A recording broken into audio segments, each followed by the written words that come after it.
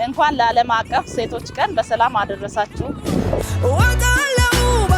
እንኳን ለሴቶች ቀን አደረሳችሁ።